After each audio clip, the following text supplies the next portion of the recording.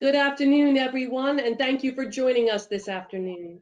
My name is Donna McInerney. I'm the CEO of the Foundation for Educational Administration, and that is the professional learning arm of NJPSA. Before we get started today, I want to thank all of you for what you are doing for New Jersey students. Every day, my staff and I at NJPSA and FEA are talking to educators in the field. We are talking to central office, building leaders, teachers, and we are well aware of the kinds of responsibilities that are on your shoulders. So thank you, and we are hoping that you are taking care of yourself. We are very excited to bring you today's webinar about how to use title monies efficiently and effectively for a comprehensive professional learning program. And I want to thank my colleague, Barbara Gantwork, who worked so hard to put this team together. Professional learning has always been important, but right now, given the crisis in which we're currently operating, it's more important than ever. So questions like, how can we comprehensively build out professional learning programs? How can we fund them? What role do the title monies play? These were some of the questions that drove us in putting together not just this webinar, but the incredibly talented team that you'll hear from today. You'll hear from a team from the department who will give you great insight into how the title monies can be used. And then we have some district voices that you'll hear today as well. We'll be introducing them soon, and you'll also be hearing from my staff, the FEA staff. We'll be using the question function on GoToWebinar, so I'm going to ask your questions there. Please don't put them in the chat. Please use the question feature. And periodically throughout the program, Barbara and I will share the questions that you're posting with our panelists today. We'll also be recording today's session. You'll receive a copy of it within 24 hours, and we'll post it on our website as well. So let's get started. It is my great privilege and pleasure to introduce Kathy Ailing from the Office of Fiscal and Data Services, and Kathy will introduce the rest of her team. Thank you so much, Donna. And we are thrilled to be here Kathy, today. I don't think we're hearing you. Can you check your mic?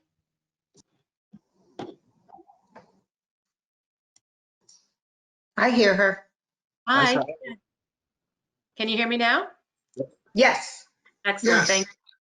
And thank you so much to Donna and to Barbara for having us on this afternoon. We certainly do enjoy this opportunity to collaborate. And we're thrilled, to have this platform to share this information today. So thank you very much for giving us this opportunity. As Donna said, my name is Kathy Ailing. I'm the Director of the Office of Fiscal and Data Services within the New Jersey Department of Education. Today, we've brought together a team from across the department, experts in their specific areas, to share some information and examples for you of how you can use your title funds for comprehensive professional development. Next slide, please.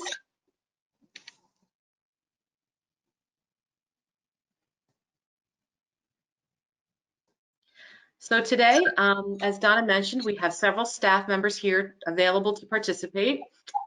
We're going to hear from Andrea Sunderville, who is our expert in Title I, Part A. We're going to hear from Lori Ramella, who is our expert in Title III and Title III Immigrant. We're going to hear from Marty Egan, who is our Director of the Office of Grant Management. And we're also going to hear from Maria Cassell, who is going to speak to you about Title II, Title IV, and Perkins. So all of those different programs covered today.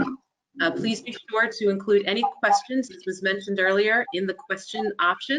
We'll try to answer as many as we can, and any that we can't, we will get back to you on. So again, the purpose for today's presentation is really to focus on how you can best use your funds to support professional learning, professional development within your district. So with no further ado, I'm going to turn it over right now to Andrea Sunderville, who's going to speak to you about Title I, Part A.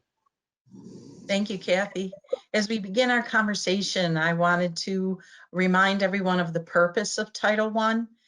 Title I focuses on closing educational achievement gaps for underperforming and underserved students. Next slide, please. looking to improve student outcomes, especially centered around academic achievement, as well as any other non-academic factors that impact academic achievement. Next, please. So when you're determining how to really program and budget your Title I Part A funds for professional development, there are two factors that must be considered. One are the specific needs that you're identifying through your comprehensive needs assessment, and the other is the type of school program model that you're operating within your funded schools, whether it's a targeted assistance school program or a school-wide program.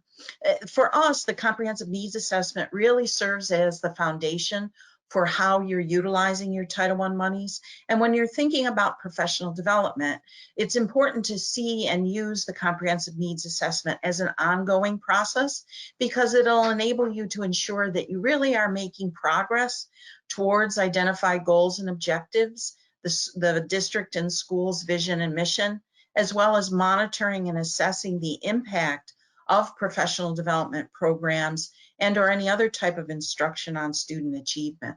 So when you're looking at the comprehensive needs assessment, it is so critical to identify specific needs for the staff, for students, even for parents and families centered around professional development, and to ask yourselves, what need is being addressed by the particular professional development cost or program that we're trying to implement?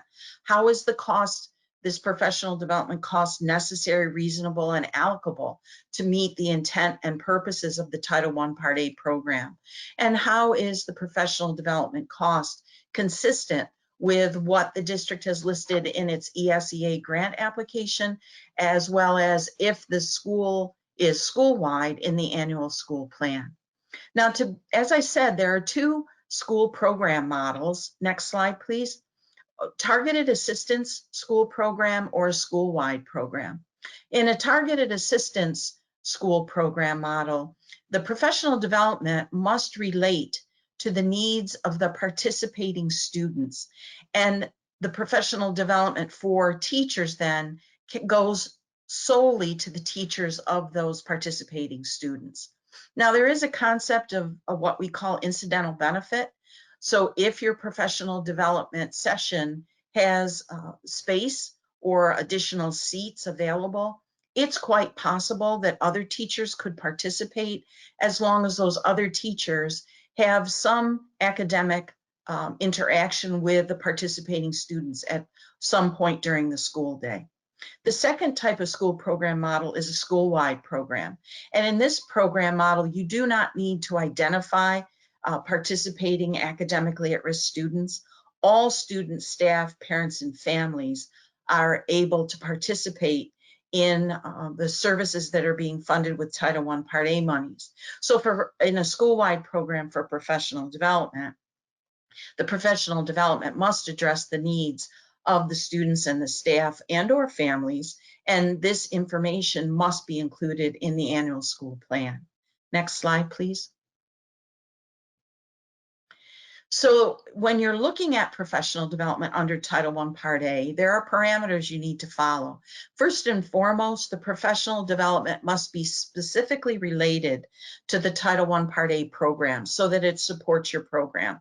You certainly cannot use the Title I monies for professional development that is not going to further the services that are being implemented through the Title I program, or target the different interventions and or students who are going to be served through the program. It must be designed to meet the specific educational needs of all the participants. So in a targeted assistance program, those are the identified teachers of identified academically at-risk students. In a school-wide, that's all participants. And the professional development must supplement, not supplant, any state and local funded professional development that the district has in place. Under the Every Student Succeeds Act, under Title I Part A only, the supplement not supplant rules changed. And the change focuses mostly on the targeted assistance school program model. Previously, costs needed to be supplemental. Now the funds need to be supplemental. Next slide, please. So in thinking about this, knowing that the comprehensive needs assessment is so important to identify specific needs, understanding what type of school program model you are implementing, targeted assistance versus school-wide, knowing that your professional development needs to support your Title I Part A program and needs to be designed to provide services to specific participants. There are really questions that I always work with districts in trying to answer in developing professional development. How will your program drive results for the students? So for those students who are failing or most at risk of failing to meet the challenging state academic standards, how will the professional development really move forward in increasing and enhancing learning and achievement for those students based on possibly providing teachers with new innovative types of strategies to implement during their class time with students? How will the professional development really increase the long-term capacity for the school and or the district to improve results for the Title I students? Will your professional development really advance what the district and or the participating Title I school has established as goals and objectives, and especially centered around reform goals and objectives? And how does your professional development foster continuous improvement? Are the different strategies, the evidence-based interventions and approaches that you want to implement going to make a difference? And if so, how are you going to track that? How do you measure those results? And how do you ensure that there's a potential for feedback for people to be able to give continuous information and have constant conversations around how to continually employ the strategies through these new programs? Next slide, please. So depending on the special needs, as I've said, and the school program models, your Title I Part A monies may be used for a myriad of professional development uses, certainly centered around enhancing teachers' knowledge and skills to identify and support possibly gifted and talented students in the classroom. And this can be done by giving professional development to train teachers on how to prepare low achieving students to participate successfully in advanced coursework. Oftentimes we see that lower achieving students are not participating, but it's not necessarily because they don't have the abilities. Maybe it's that they're not prepared to participate. You could raise teacher awareness of giftedness.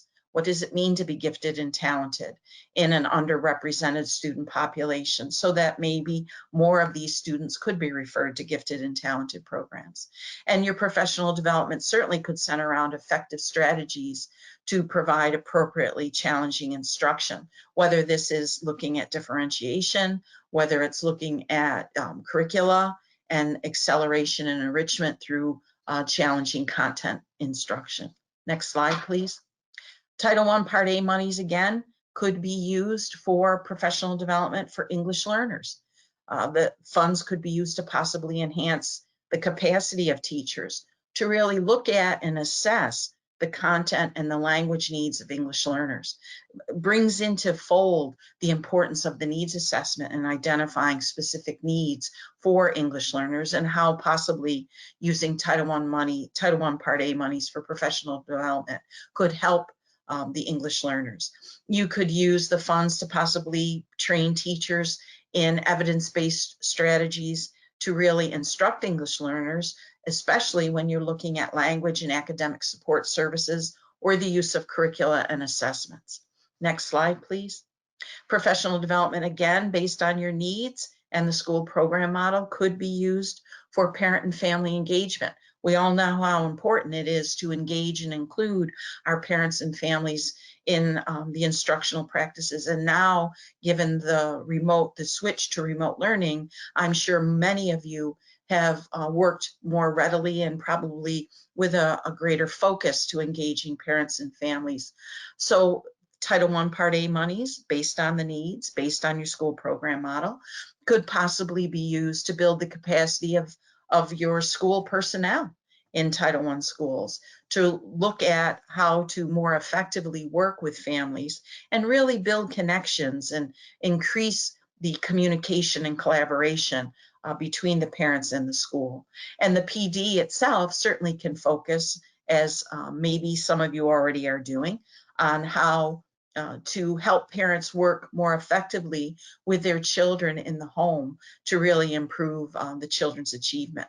So it's possible that you could provide professional development to parents on a particular instructional strategy in mathematics that you are teaching the children, and parents need to understand that more fully so they can more effectively support their children in the home.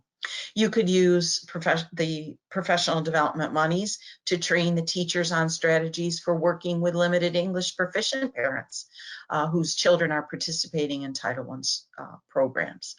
Next slide, please. Now, we all know how important accurately analyzing student data and really understanding how to use the data to inform your instructional practices and select evidence-based interventions in designing ways to address student needs, and how important and critical that is to raising student achievement. So it's possible that you could use Title I Part A monies to bring in an outside consultant who would work with your staff looking at identifying, gathering, and analyzing student data and how that information will inform your instructional practice so that you are able to make a greater connection with the students and be able to really provide the students with a type of instruction that'll be very meaningful for them. These consultants could really identify and implement appropriate academic and non-academic evidence-based interventions that have been proven to really improve upon academic learning and achievement, especially for the lowest achieving students. Title I Part A monies may be used to train science teachers to implement multidisciplinary strategies where you're promoting literacy across the curriculum. All ways in which you can use Title I Part A monies. Next slide, please.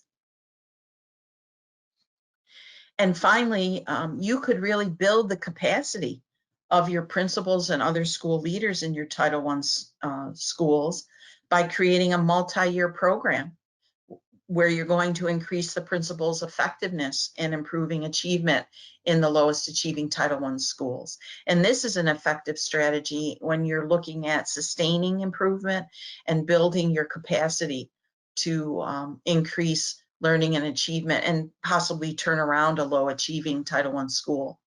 You could do this with just Title I Part A monies, but you could also do this in combination with Title II Part A monies.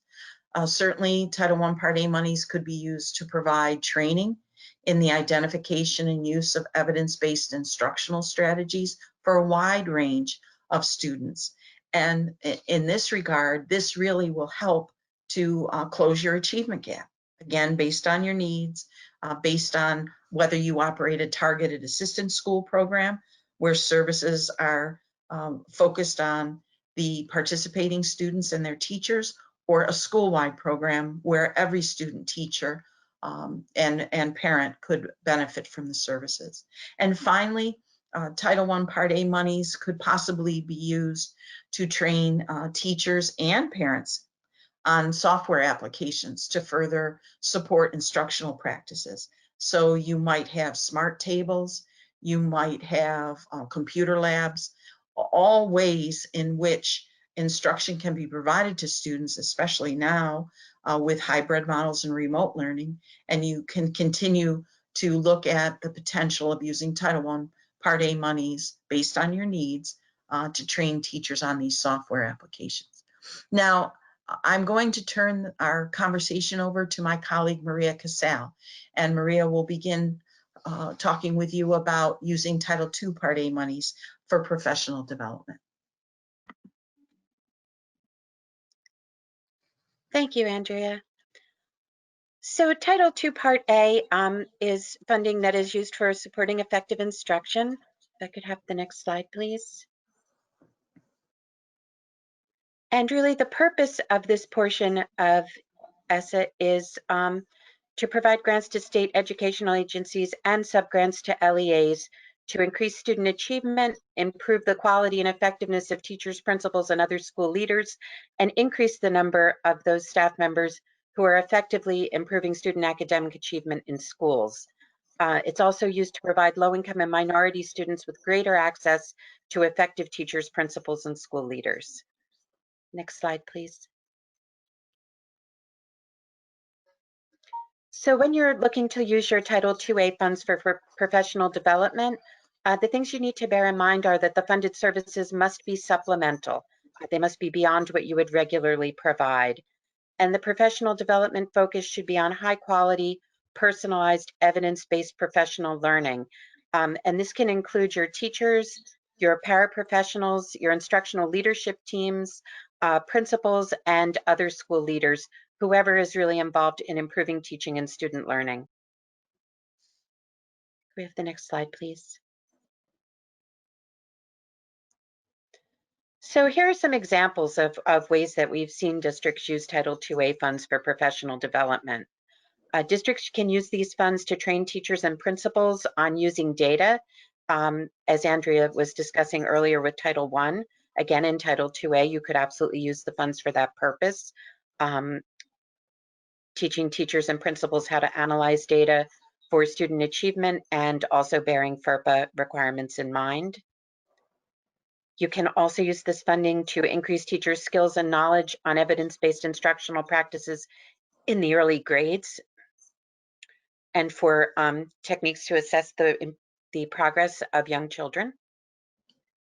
And you can use these funds to provide ongoing cultural proficiency training and to improve your school climate for educators and students. Excuse me. Next slide, please, Sarah. You can use these funds to increase teacher effectiveness, specifically in their work with students with disabilities and students who are English language learners.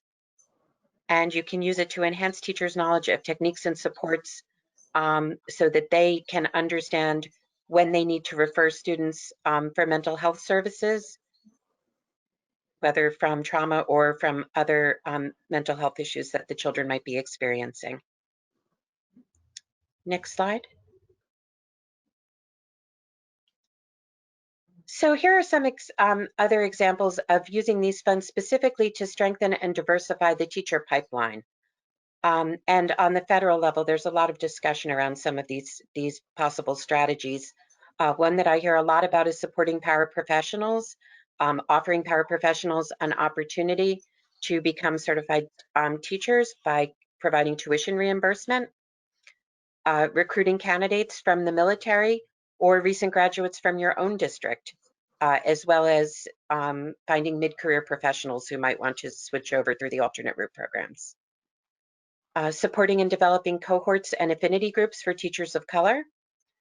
And then the other thing that we're seeing interest in really across the country is districts creating grow your own programs where they get high school students and even middle school students who are interested in teaching involved and mentor those students right through until they can become teachers in their home districts. And all of those are really strong strategies for creating a more diverse teacher workforce.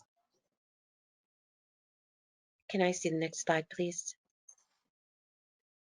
And now I'm going to turn it over to my colleague, Lori Ramella. So Lori, real quick, if you don't mind, we've got two questions I'm going to ask of Andrea and Maria. And I think, Maria, this one is for you. Can the Title IIA monies be used for example, FEA is running a teacher leaders endorsement program. Can Title IIA monies be used by teachers for a program like that?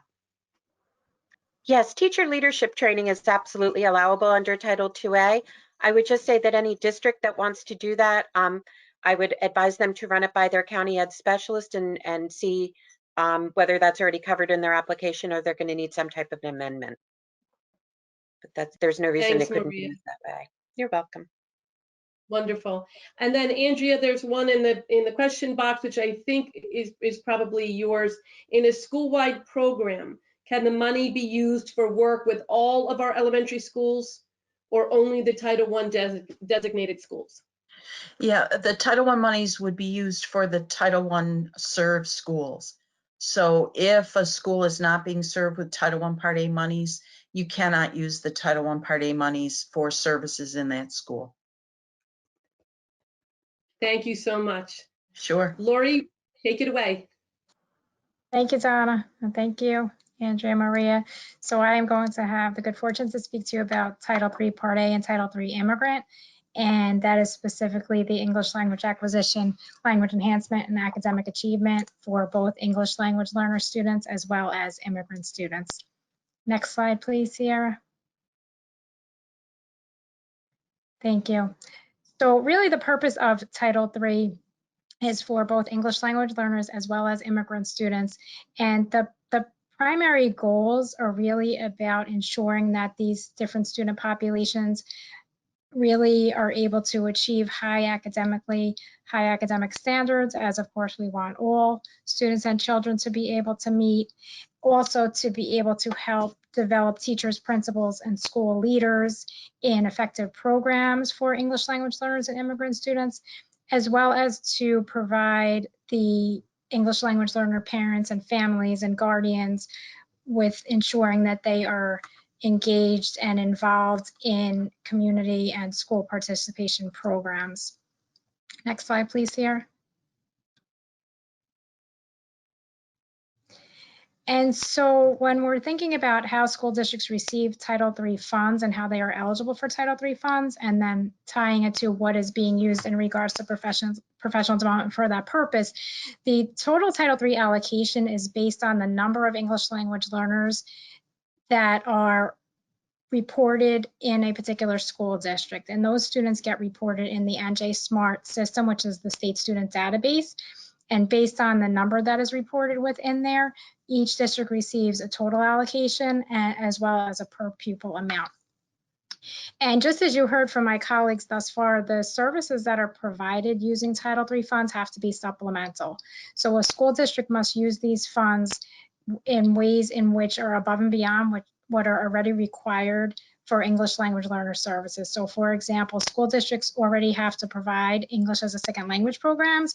So they have to use these funds to provide something above and beyond what is required to meet state law and administrative code for English language learner students. And then when it comes to the professional development piece, really thinking about and using these funds, and professional development is one of the required uses of Title III funds, really thinking about ways in which classroom teachers, principals, school district administrators can really be enhanced professionally to develop the language instruction educational programs that are being provided to English language learner students. And then I'll have some examples for you today as well.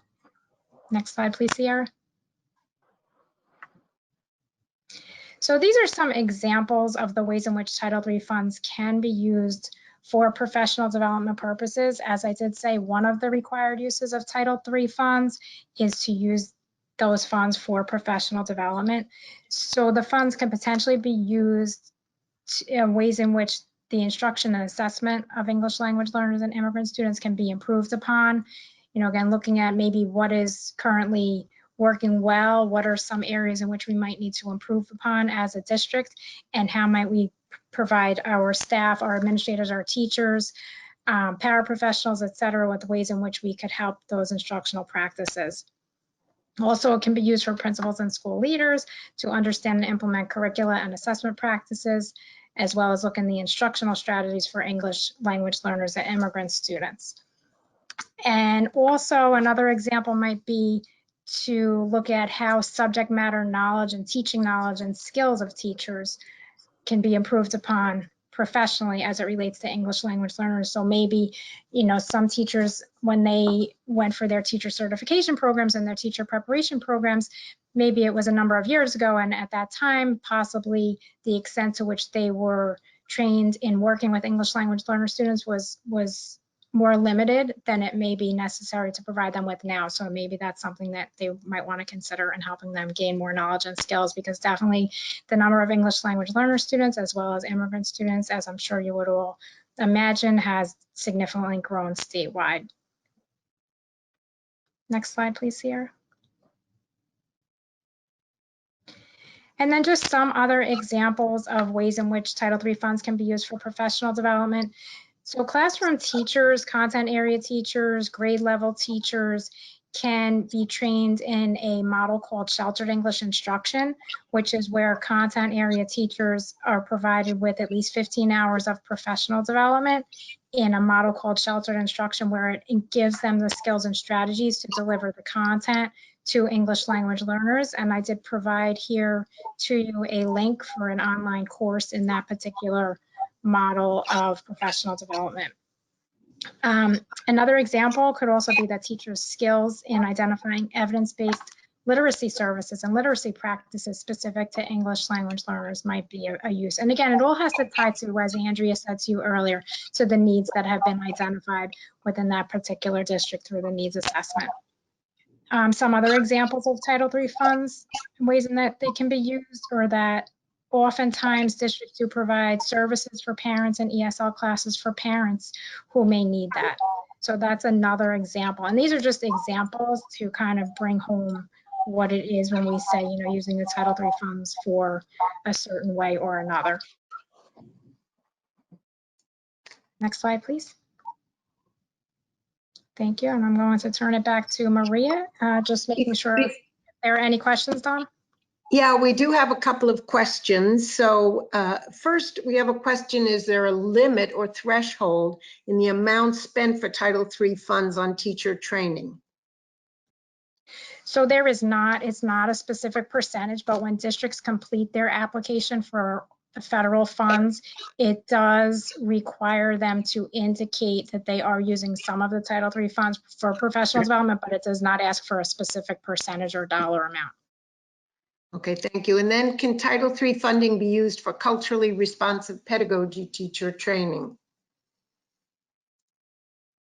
It would have to be related to the needs assessment, as we heard Andrea mention earlier. It would have to be something that was identified as a need in the district, and it would have to be specific to the student populations that the district is serving, who are English language learners and potentially immigrant students as well.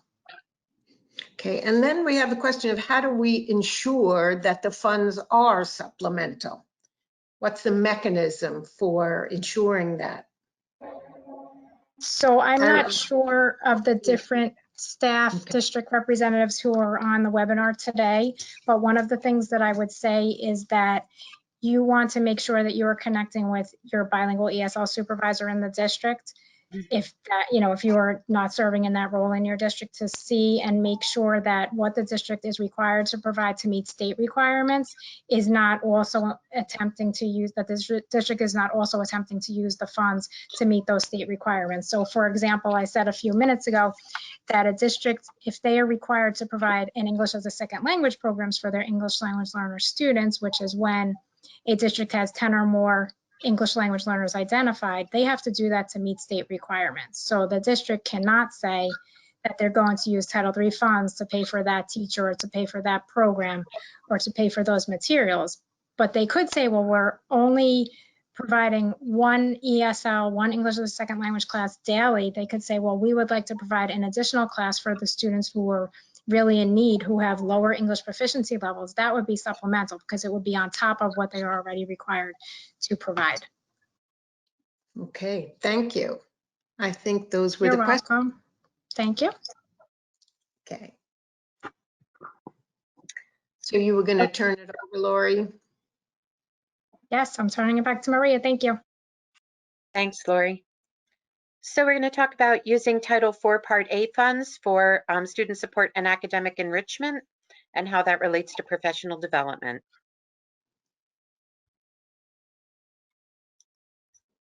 So the purpose of Title IV Part A is to improve students' academic achievement. Basically, we think of 4A as having basically three buckets of uses for the funds.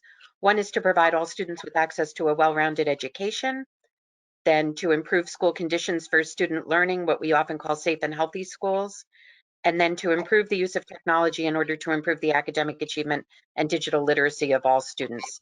So you can see Title IV really has a very broad purpose. Next slide, please. Again, the funded services must be supplemental. And the allowable uses can be focused on professional development for a well-rounded education. Often we see arts education in here, STEM education, a number of different things related to safe and healthy schools. In general, you see anti-bullying programs here, mental health training for teachers around identifying students in need of mental health services. That could be done from there. And then allowable uses related to the effective use of technology. Next slide, please. So here are just some examples. These are certainly not in any way intended to limit you, but we do see districts using the funds for well-rounded education in areas like increasing the ability of music and art teachers to differentiate instruction for different students, enhancing teachers' instructional practices around STEM. Under supporting safe and healthy schools, you can use it to help school personnel understand the signs of drugs, violence, human trafficking, or trauma among the student population. You can use the funds to enhance the school personnel's skills and knowledge on effectively using evidence-based interventions for social emotional learning. And we are seeing that becoming a very popular use of Title IV funds in New Jersey. Next slide, please, Sierra. And then around the effective use of technology. You can use this to enhance teachers' knowledge and skills on integrating educational technology into their classrooms, to improve the use of technology for student achievement, particularly in STEM, and to develop or use effective evidence-based strategies for rigorous academic coursework, including digital learning technologies and assistive technology for students. Next slide, please. Okay, I'm going to move on into Carl Perkins. Perkins 5, as it's affectionately known these days, unless there are any questions on Title IV. Okay, so Carl D. Perkins Act in its latest iteration, again, is looking to increase student access to high quality CTE programs of study with a focus on program improvement, alignment across the K-12, post-secondary and workforce arenas, and economic development. Next slide.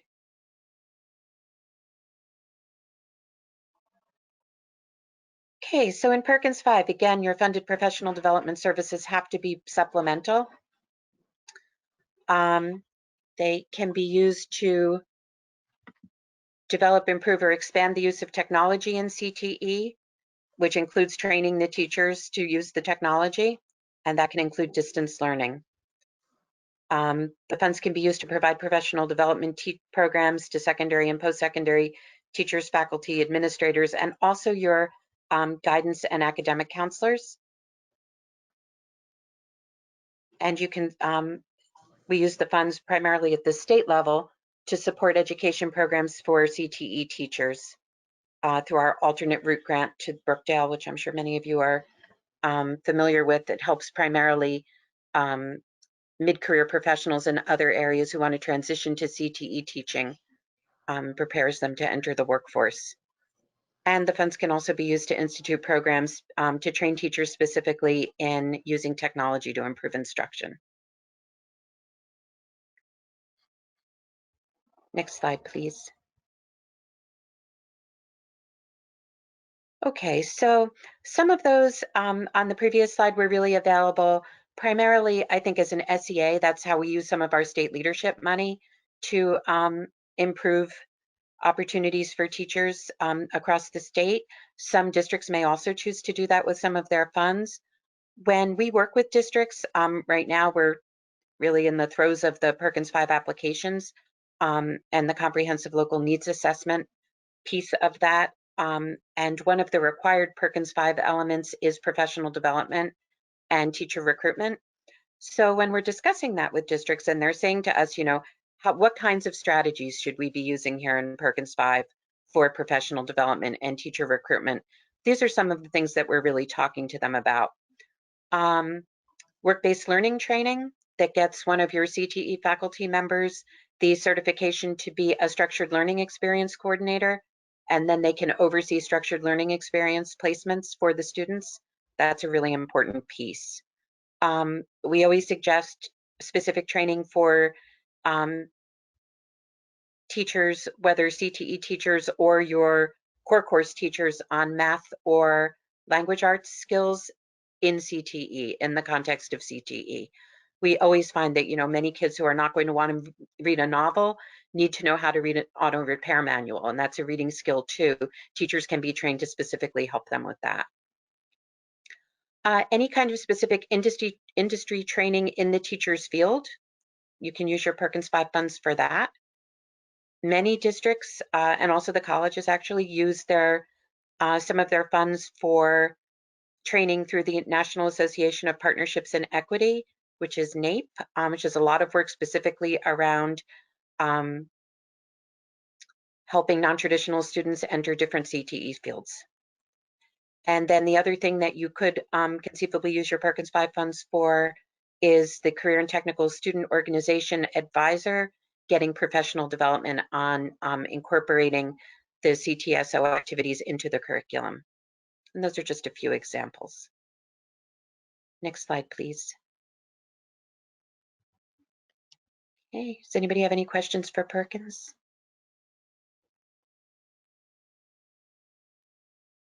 Maria, we don't, it's not a Perkins, it's a Title 3 or 4 question.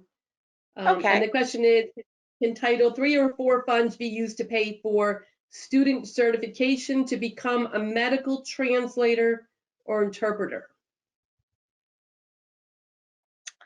Oh, yeah, we've been talking to some people about medical interpreter CTE programs lately.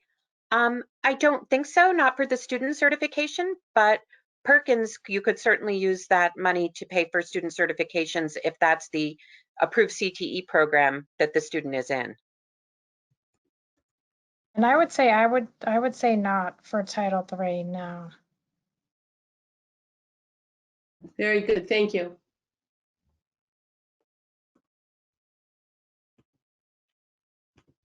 Okay, we wanted to provide you with some resources.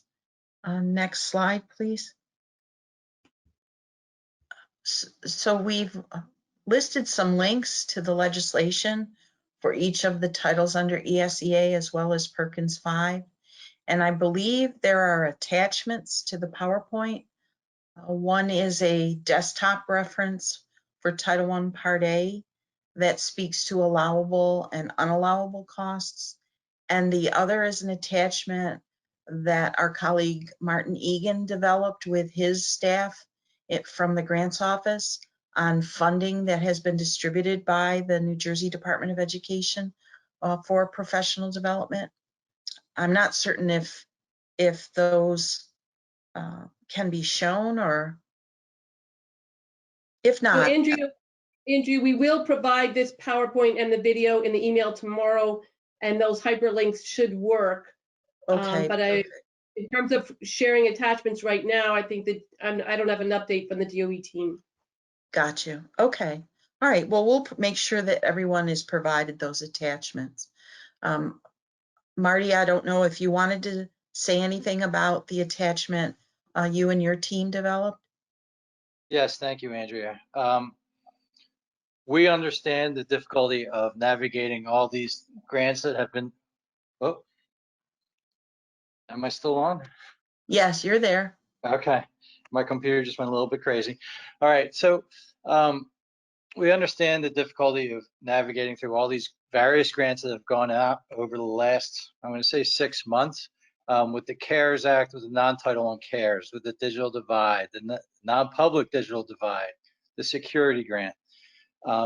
So what we did is we put together allowable uses for each grant, and we try to make it easier for the business administrators to understand what can be charged to which grant, and for the program officers as well within the school districts. So I believe that's being approved right now. It should have been on display today, but it is not there. So I haven't heard anything else on it, but is there, real quick, if everybody on the digital divide, the whole purpose of the grant was to get devices in the hands of New Jersey students.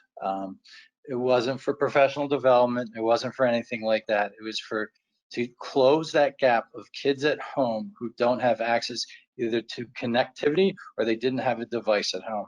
And that goes for the digital divide as well as the non-public digital divide.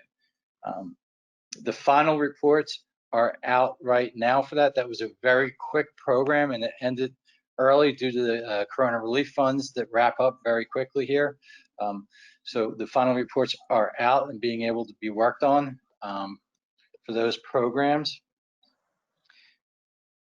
Most of that money that we put out for the digital divide, the 54 million, there's over 51.5 million that's been drawn down in the last 3 months on that program. So we're thrilled with that, and we hope we really made an impact for those children in New Jersey.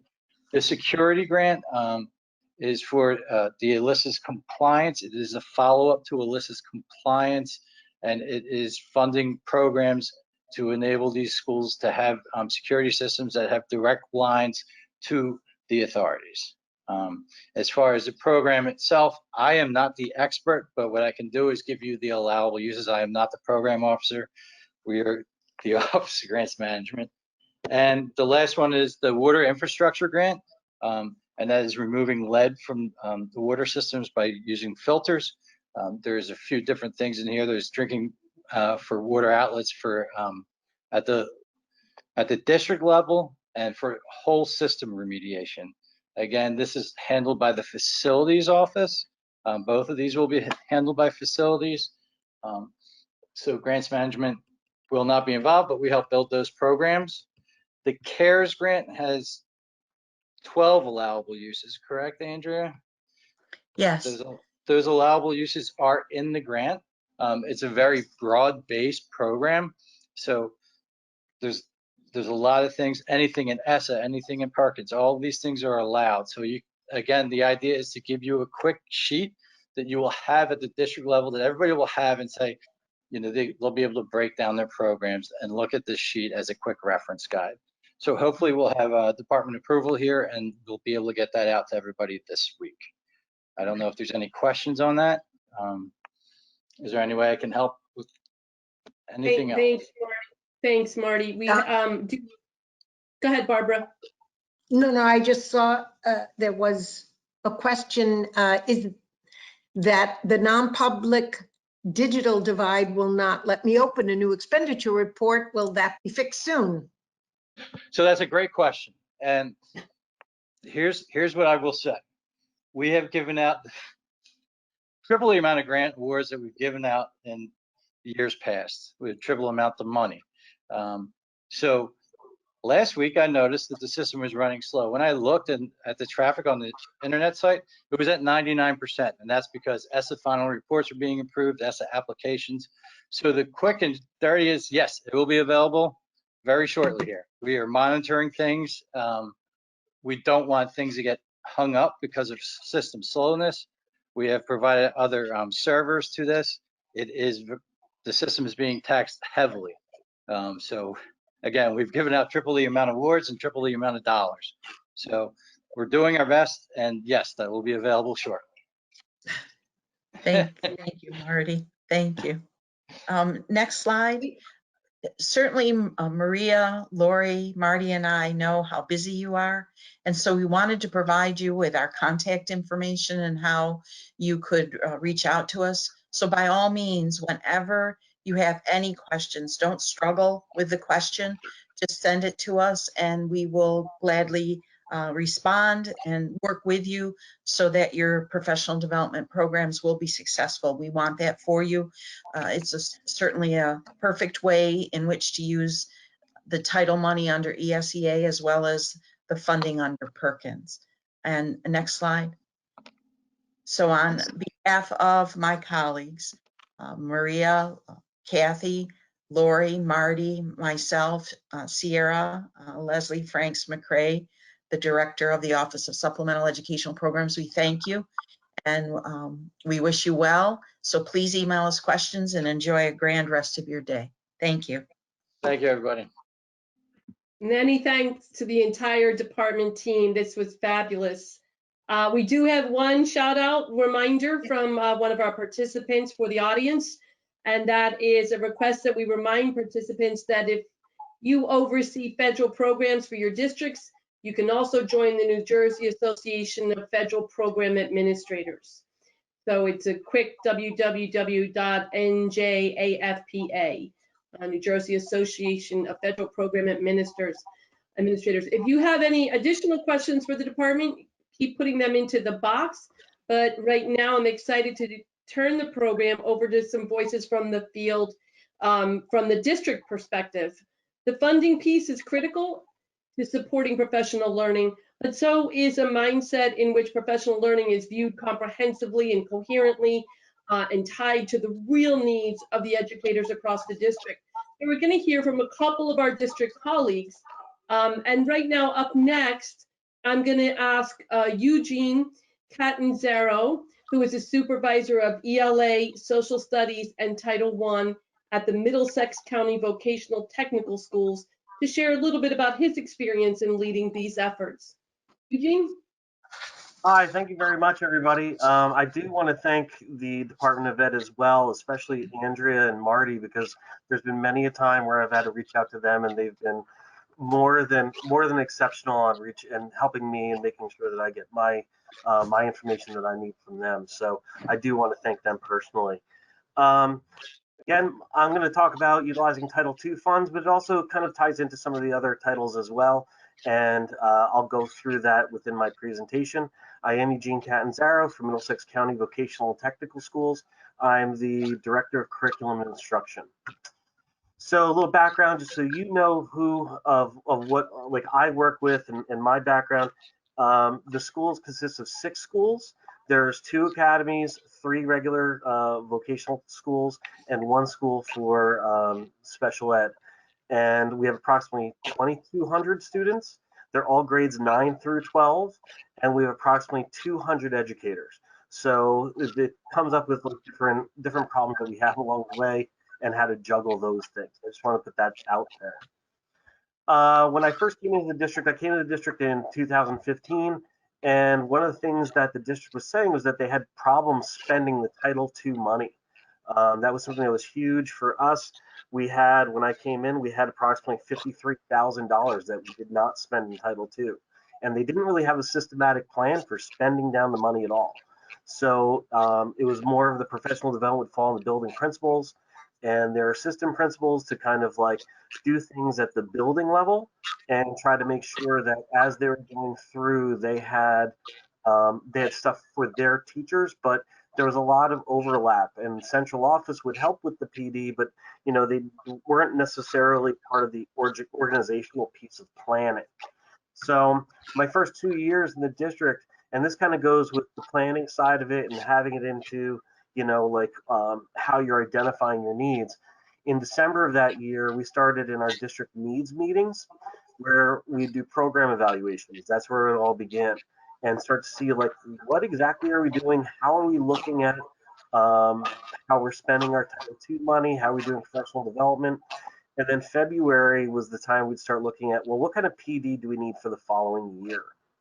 All the PD needs, when the principals were going through that, they'd have to get multiple quotes and then more multiple quotes. And the administration was getting frustrated because they would keep reaching out to the same people.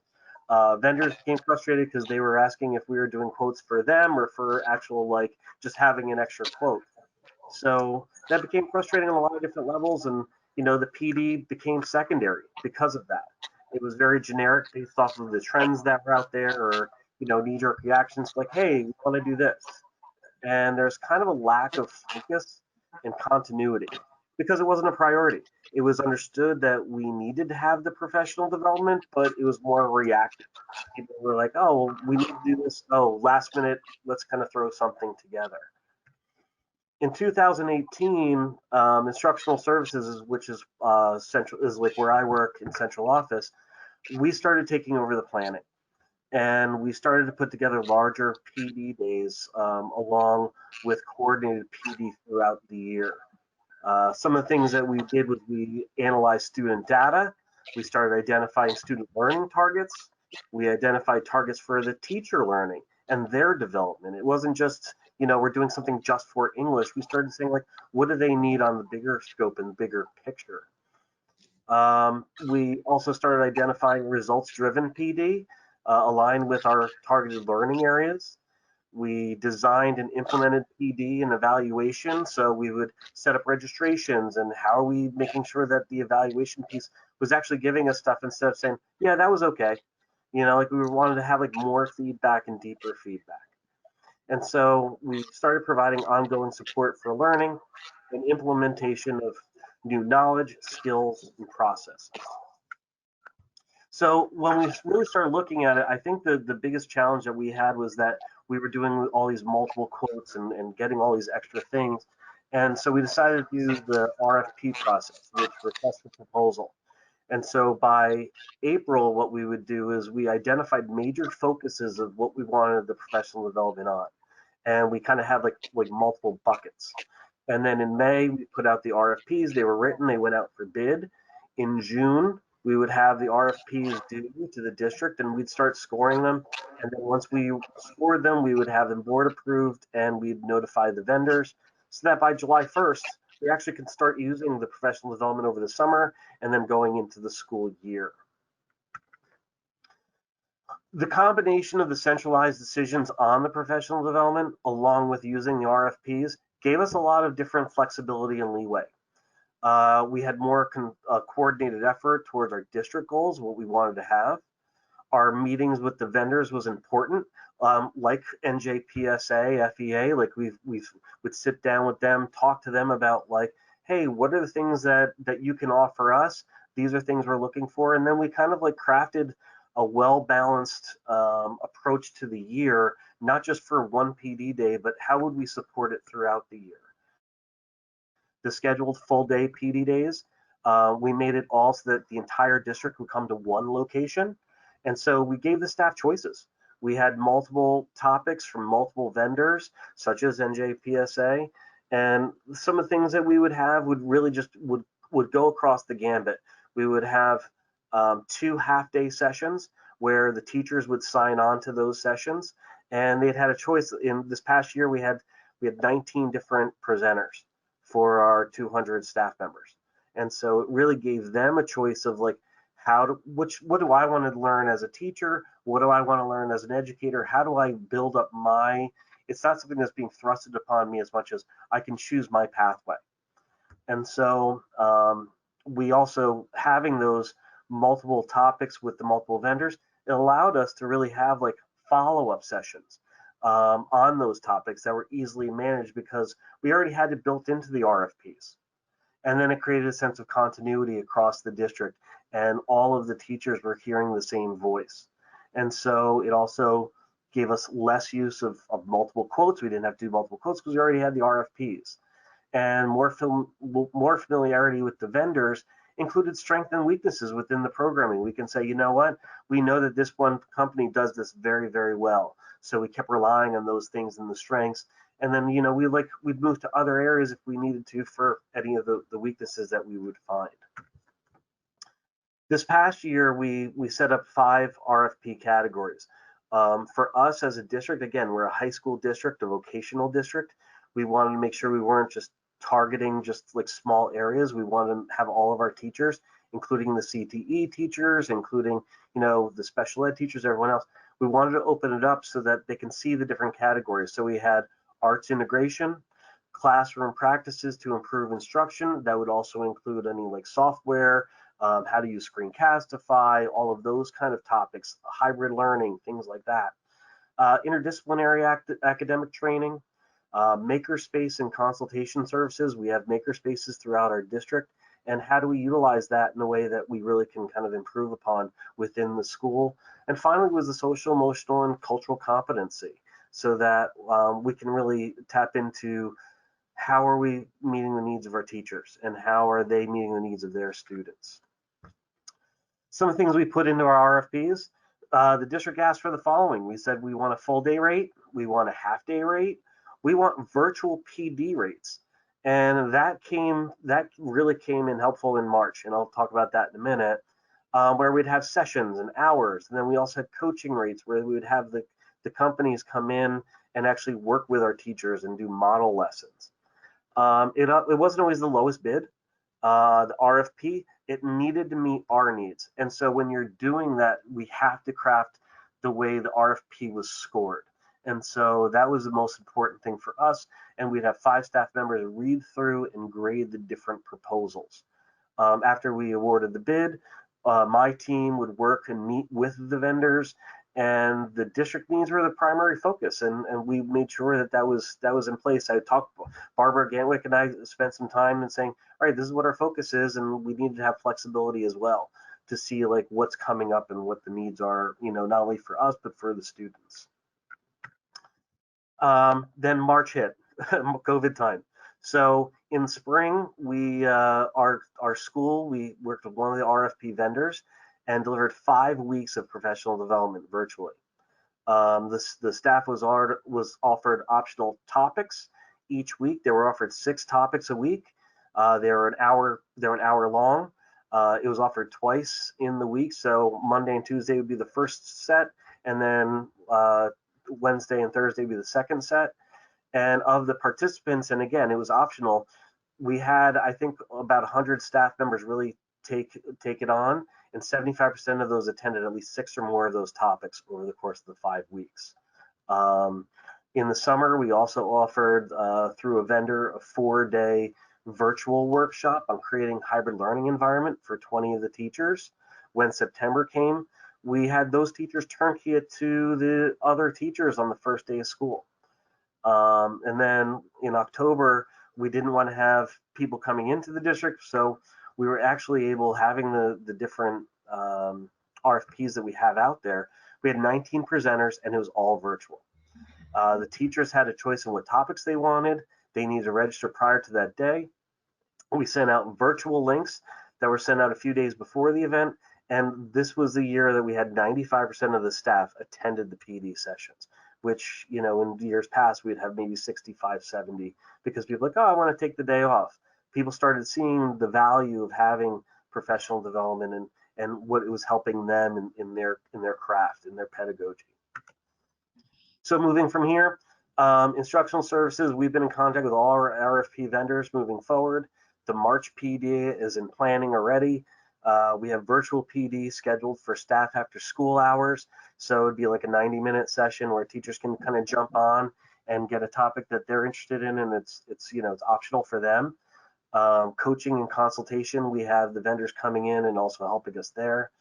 And in the end, like the teachers, for us, at least the feedback I keep getting is the teachers feel that they're appreciated, because we're giving them choices in their professional development. And it's not just something that we're just saying, hey, we're just throwing it out to them. They're actually like appreciating it. And so, the district is happy because we're systematically reaching our goals. So that's my end. So thank you. Thank you so much, Eugene. We really appreciate seeing that in-district perspective and how an RFP process has allowed your district to comprehensively plan professional learning, ensure that it's high quality and that it's relevant and meets the needs of educators. So our last 2 guests are going to share another pathway for providing the same outcomes, and that is using the professional learning savings plan that FEA offers.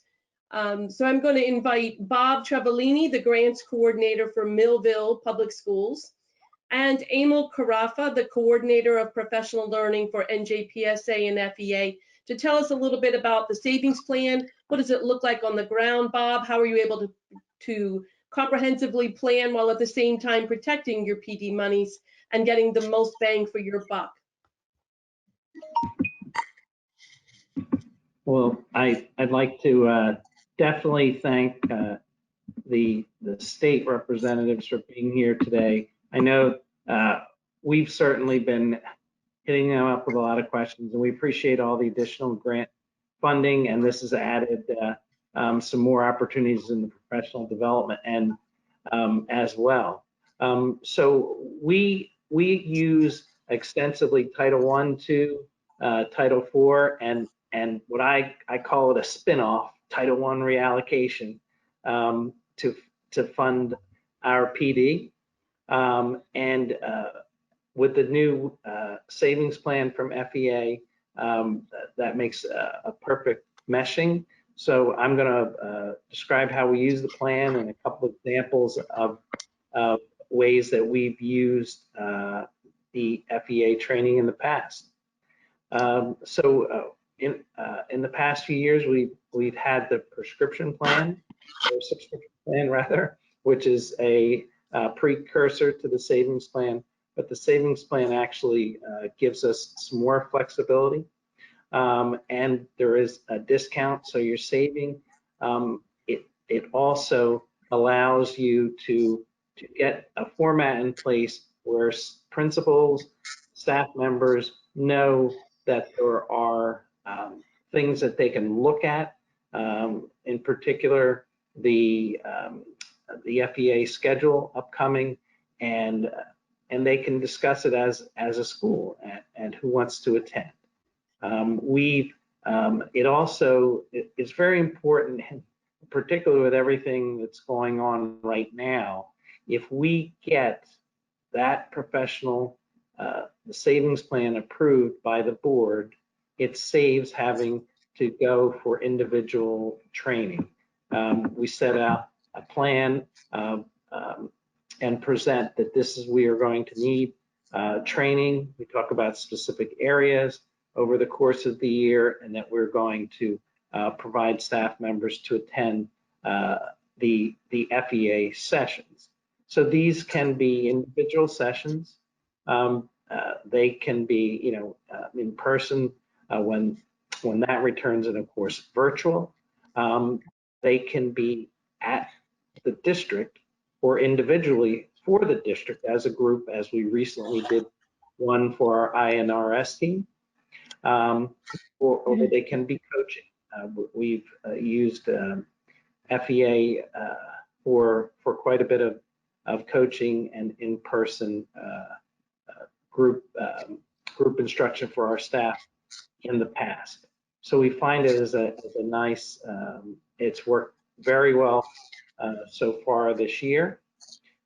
Just to point out a couple of examples that we've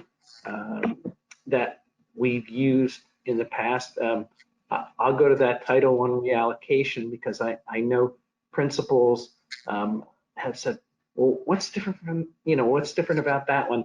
And, one of the big things under that funding is the social emotional learning. So an example is we set staff members for training on mindfulness. There was actually like a certification where they attended 3 sessions each. And then we brought in a person from FEA to work with staff last year.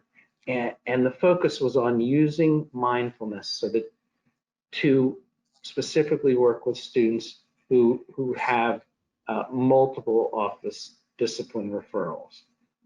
So there's a connection there where we feel that that information got to the staff, and we definitely had success with it. So that these students, a lot of times, as the discipline issues are affecting their academics, and that was something that we used Title I reallocation funding for. I also wanted to mention that in the summer is one of the best times that we have used FEA services and plan to use in the coming year. And the savings plan goes right through to August 31st. Some examples that I have of that is we have a week where all the administrators, it's a focus on professional development and group activities.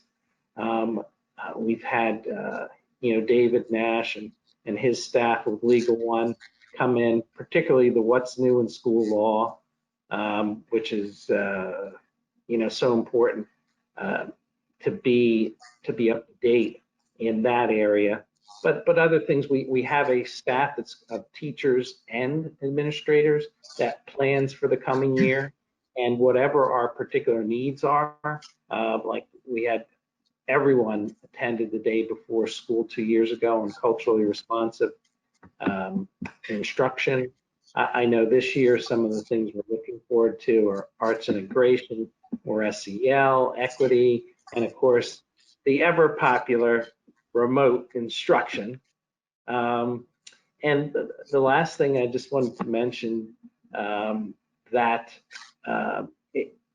one of the things, as I talked about with the Legal One and what's new in school law, the workshops that we're getting through FEA and having this structure in place with the savings plan, it enables our teachers to stay up on the latest techniques and instruction.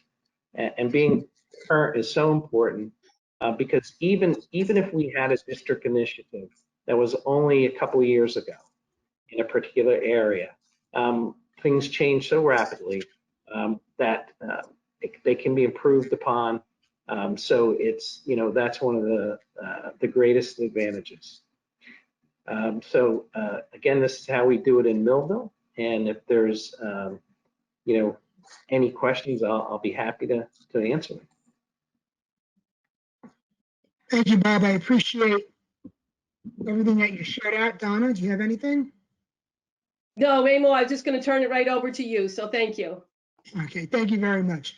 So as Bob had stated and other people had stated, the change from March of last year into the present has really made educators make a very big transformation change. And we here at NJPSA and FEA realized that there needed to be a way for everyone to secure their professional learning as we move onward throughout this school year. I think the biggest issue here is professional learning is ongoing for everyone, no matter what capacity you serve on in a school district. The challenge here was how do you deliver it in a hybrid, in a face-to-face or virtual? We're very used to face-to-face. So we saw that we put our heads together at FEA and said we needed to change our subscription program, which Bob had mentioned before, where that just gave you the ability to attend workshops for a certain amount of workshops for a certain amount of pricing. But when we realized that the need was going to be larger, so FEA collectively put our heads together and realized that an FEA professional learning savings account was the way to go. And at this point in time, we have 10 districts that are participating in this savings account. And what it does is it makes you secure that money for the whole school year. As a former building administrator, I remember that, phone call in January is we're freezing this account, we're freezing that account, we're waiting to see. With a savings account plan, once you sign off on the PO, that money is there for you until, as Bob said, August 31st, 2021. So you don't even have to plan out for the following year as you're collecting your data and you're doing your adjustments and you're looking for your goals and your objective and the vision for the following year. You still have money in place that didn't get taken away from you because it was already approved by the board. Easy board approval. You submit, and we've had no problems at all working with the boards of education doing this, the PO and using the savings plan. We also instituted this year because we noticed that in our roundtables that we offered from March on, a very big participation from non-members in our sessions. So we instituted a member and a non-member pricing. And if you're part of the FEA savings plan, you're part of the member pricing, which is really, really a savings to you. Not to mention we had discounted our FEA and our Legal One professional learning sessions. The other point is workshops and coaching. We have delivered many workshops and coaching this year through this pandemic situation, and we're finding that it's working in a way that needs to be developed because they're bringing it back to their schools, and this is what we're doing with our students. We're transferring this knowledge back to our students on a virtual platform. So no matter what platform you're working on, FEA is able to meet your needs and work with you to develop an action plan, whatever you need to go forward with your professional learning in your district. So we realize the importance of professional learning because no matter what field you're in, learning is tantamount to everything we do. We are learners in this field. We are learners in every field. But I think the important part here is this is what usually ends up getting scaled down or not forgotten about, but pushed to a back burner. So with this in place, you know, the money is there and FEA is there to help you. If you look at our virtual professional catalog, you can map out what you need. So any needs that you may want can be worked, can be planned out with FEA in your FEA professional learning savings account. And like I said before, we look for a certain entry level, but we do work with districts because we know that a lot of money this year went for PPE needs in a lot of the districts. So districts had to, you know, massage their lines differently in order to meet their needs. So with that being said, if there's anything I could do at FEA or someone else, please, I am overseeing this program. Again, working with Bob was a pleasure. We're moving forward really nicely. And there are 9 other districts that are right now involved, and we have a few that are interested that I'll be speaking to. So if anybody has any questions for me, I'm here to answer them. Thanks, Emil, and thanks to you, Bob, as well. We like to take every opportunity possible to support school districts in the professional learning needs, tying them to goals, tying them to data-driven decisions. And that is our key mission at FEA, and the Professional Learning Savings Plan offers a wide array of opportunities to do exactly that.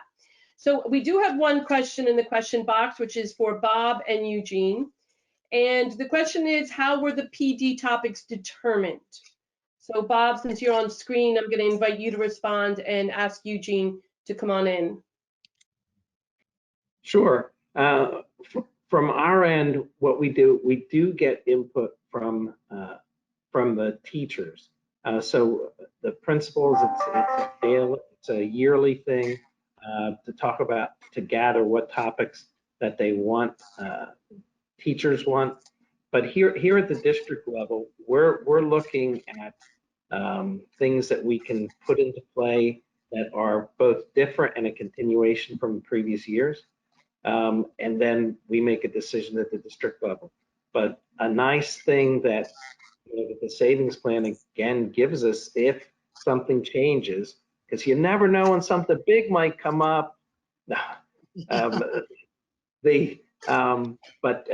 it enables you to make some moves on the fly. And if you get a number of teachers who say that this is important, and we have in-service days in October, January, and March, so they're spread out enough that we get that in-person feedback that we can sort of formatively assess our PD plans and make changes during the year.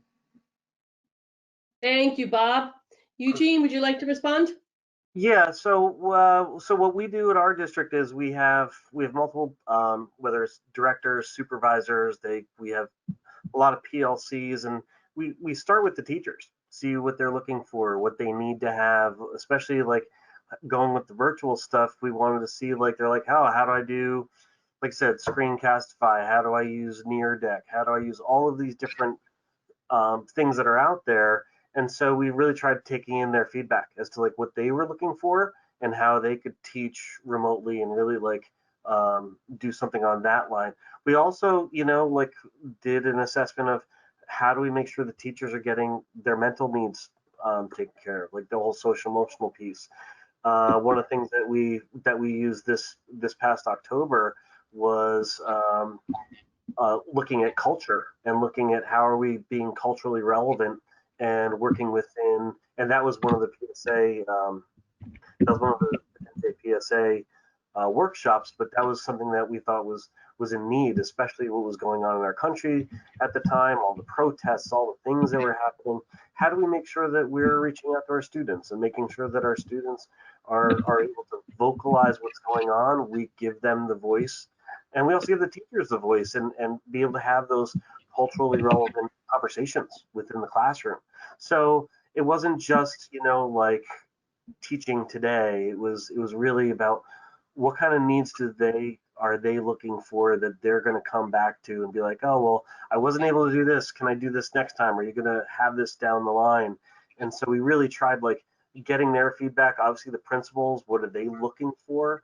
We would look at, you know, like I said, like student data, like where are kids falling off? Like what are some things that we need?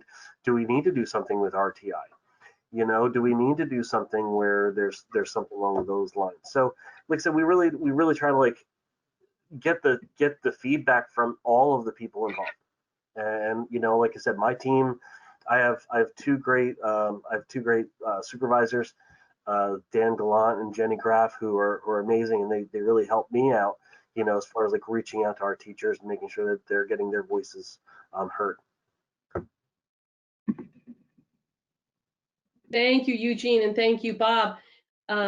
We have been very grateful in the partnerships we have with both your districts. Eugene, with the RFP process, we were able to partner with your district to help meet the needs as they were emerging. We've had lots of great conversations. Barbara Gantwork was a primary contact person, and Bob Trevolini partnering with you using the Professional Learning Savings Plan gave us opportunities to talk about what we're seeing out there and what are the needs and what are the topics. And really, since FEA moved all of its professional learning online in mid-March, what we've begun to see are some really pressing needs that you just identified, both of you. Self-care for leaders and educators, culturally responsive practices, diversity, equity, inclusion, and access. And climate and culture has been a big one, not just the climate and culture for students, but the adult climate as well. And so now we've been getting a lot of interest in how do those school climate teams work in a virtual environment. So these conversations that we have with districts, and we speak to so many districts across the state about professional learning needs, really help to narrow down what are the outcomes that are expected, what are the needs of the school, the district, the educators, the students. So Barbara, I don't see any more questions in the box, but if I'm wrong, please jump in. No, I don't see any either. And so I think this brings us to the end of our presentation. Barbara, is there anything you want to add that I missed? No, I think you covered it all. I just think it's wonderful, the partnerships that we have, and it's great for people to know how to use this money in a legitimate and purposeful manner to support our students and our staff. So I want to thank our panelists and our DOE team, and thank all of you who attended the webinar. Within the next 24 hours, you can expect the recording as well as PowerPoints and any attachments that were included. Be well, everyone. Take care. Have a good night. Thank you very much. Bye-bye. Bye-bye.